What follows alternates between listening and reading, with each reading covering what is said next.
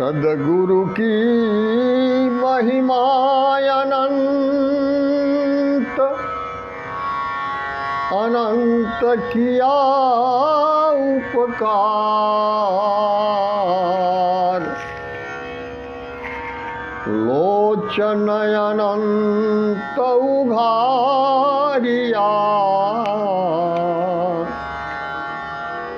अनंत दिखावन हार। बोलिए सद्गुरुदेव की जय, परमपिता परमात्मा की जय।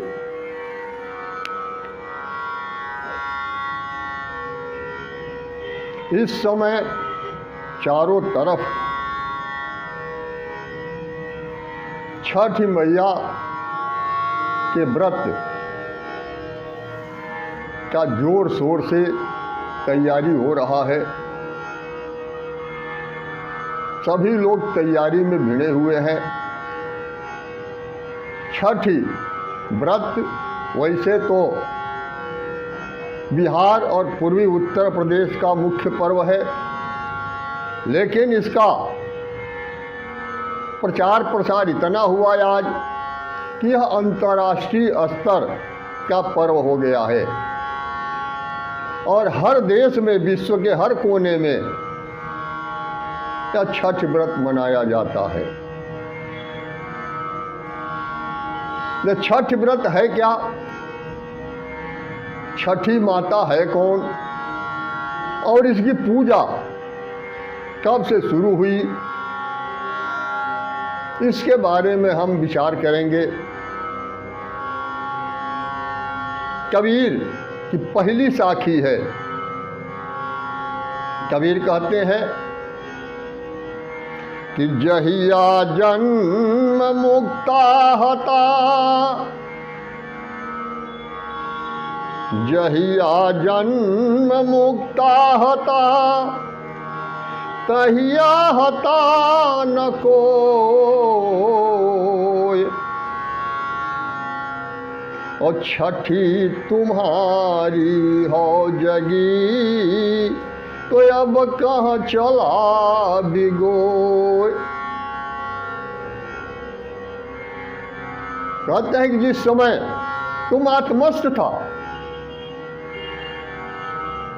जिस समय जन्म से मुक्त था, तुम्हारा जन्म नहीं हुआ था, उस समय तो कुछ था ही नहीं, केवल तू ही था। लेकिन अब पांच तत्व के पुतले में छठा जब जागृत रूप में तू आ गया, तो अपने आप को भूल करके तो फिर कहाँ जा रहा है? अपने आप को तो तू पहचानो कि मैं कौन हूं। लेकिन जिस दिन यह पांच तत्व के पुतले में प्रवेश किया, तो अकेले प्रवेश नहीं किया था, इसके साथ ही में ब्रह्म और माया का भी प्रवेश हो गया, जिसके बारे में कबीर ज्ञान गुदरी के अंदर कहते हैं कि अलख पुरुष, अलख पुरुष जब किया बिचारा, तो लख 84 धागा डारा, पांच तत्व से गुदरी बीना, पांच तत्व से गुदरी बीना, और तीन गुणन से ठाढ़ी कीना, तामे जीव ब्रह्म यरु माया, और समर्थ ऐसा खेल बनाया। तो जिस दिन इस 5 तत्व के पुतले में या जीव रूप में प्रवेश किया तो इसका तो स्थान नाभि कमल में हो गया, जिसके बारे में कहा गया है कि नाभि कमल जीव का वासा,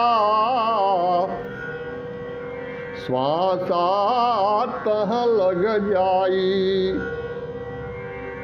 ठहरत नाही पलक निशिवासर, और हाथ कवन विधि आई।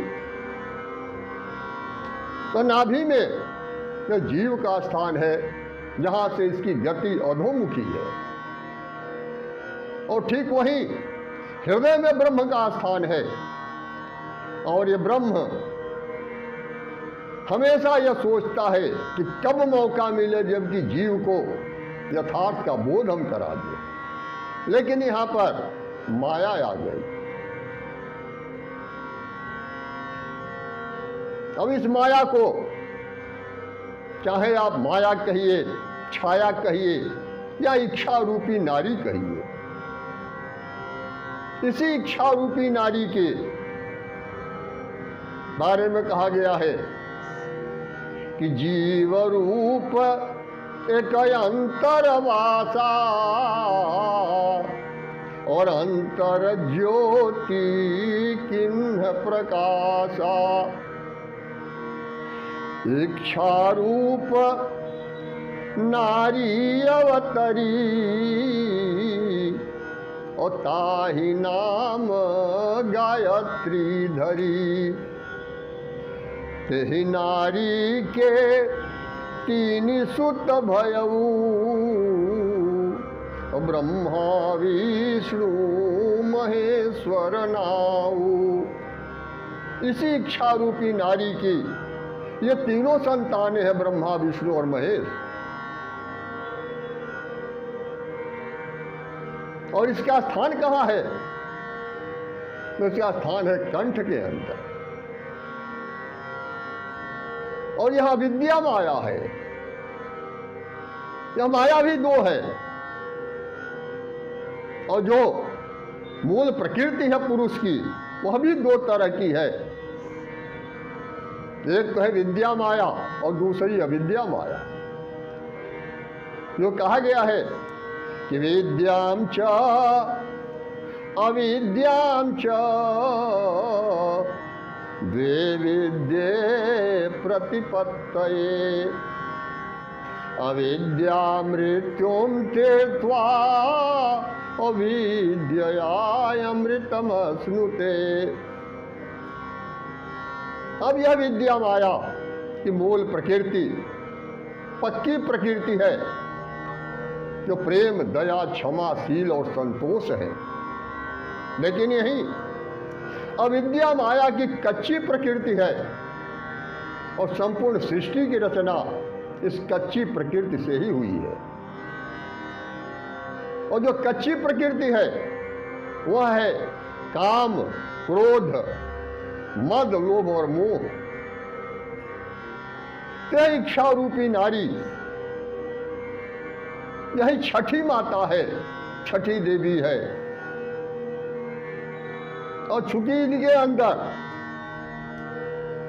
कामना उत्पन्न हुई, इच्छा उत्पन्न हुई, एको हम बहु श्याम, बहुत सी हमारी संतानें हो जाए, और जीव की अर्धांगिनी बनकर के वही रही। और यही चूंकि यह आत्मा के ही प्रकाश से सूर्य और चंद्रमा भी प्रकाशित होता है, संपूर्ण सृष्टि प्रकाशित होती है। लेकिन चूंकि इसके ऊपर खड विकारों, पंच विषयों और राग द्वेष का जब आवरण चढ़ गया तो इसका अपना प्रकाश लुप्त हो गया, और यह इसके ऊपर ग्रहण लग गया। अब यह इच्छा रूपी नारी जो सूर्य ग्रह है, सूर्य देव है, उनकी आराधना करने के लिए की जाती है।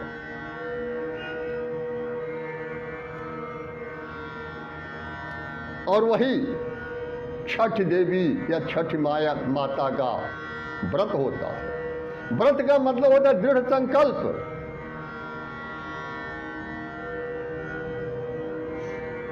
तो यह दृढ़ संकल्प करने का व्रत है कि मैं यह जानने का प्रयास करूं कि वास्तव में मैं हूं कौन। अब हम देखते हैं कि इस छठ पूजा के अंतर्गत कच्चे बांस का ही दौरा और सुपली बनता है। काहे लिए कच्चे बांस का बनता है? एक तो मूल चीज ये है कि यह जो छठ माता है,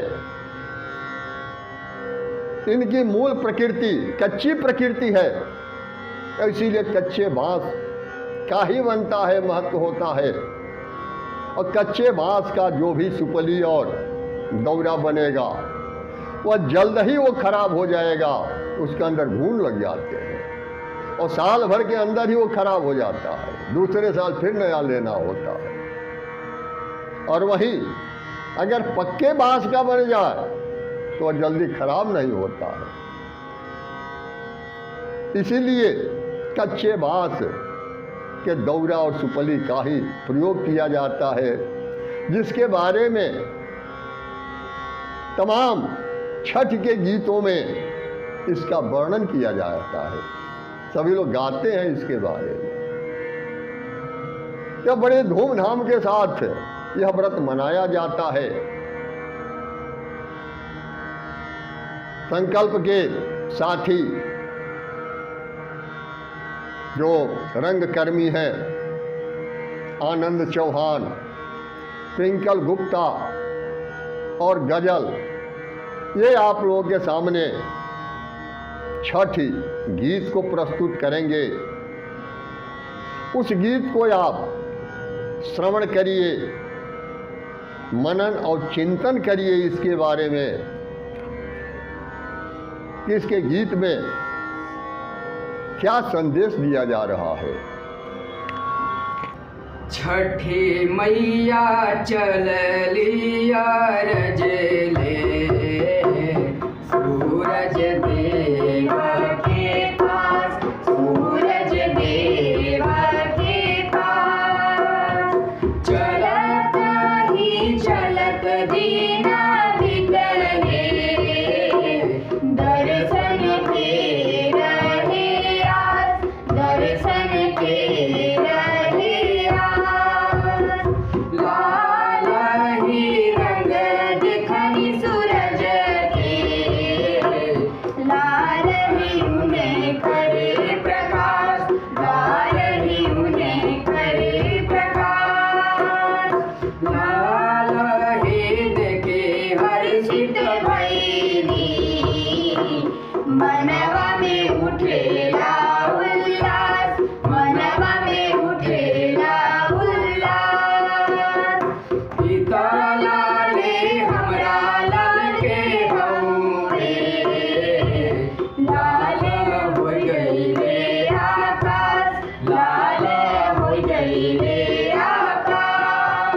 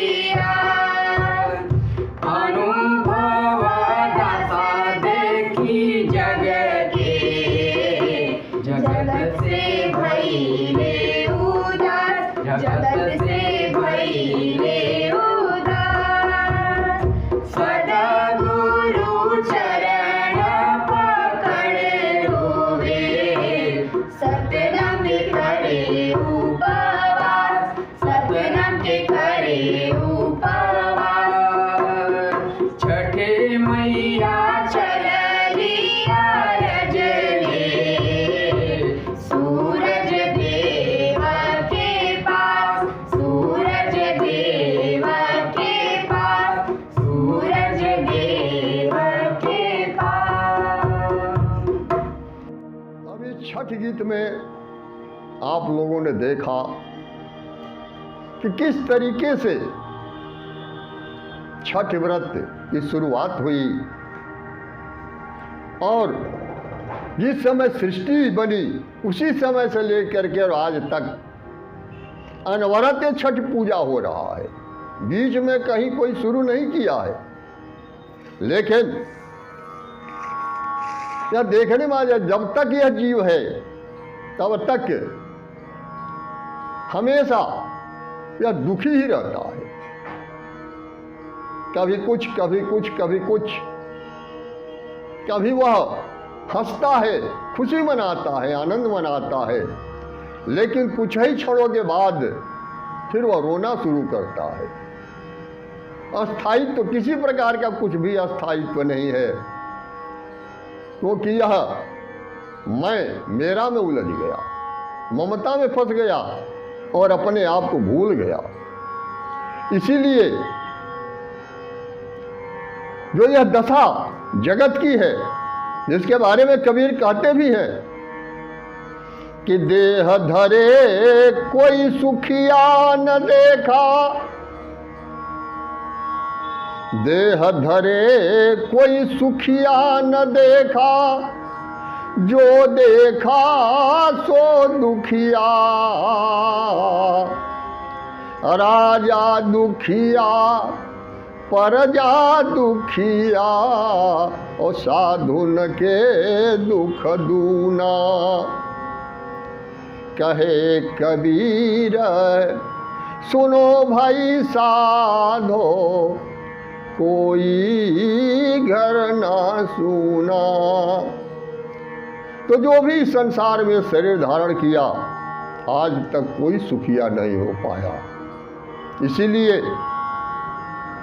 बार बार यह निवेदन किया जाता है कि सब कुछ संसार में रहते हुए संसारिक कार्यों को करते हुए और फिर अपने आप को पहचानने की कोशिश करो। इसीलिए यहाँ अंत में अनुभवदास संसार की दशा देख करके दुखी हो गए और जो कहते हैं कि सतनाम का करबो उपवास। उपवास का मतलब लोग समझते हैं भूखो रहना। कहते हैं आज हम उपवास हैं, लेकिन उप का मतलब होता है समीप और वास मतलब रहना। समीप में रहना इसको उपवास कहते हैं।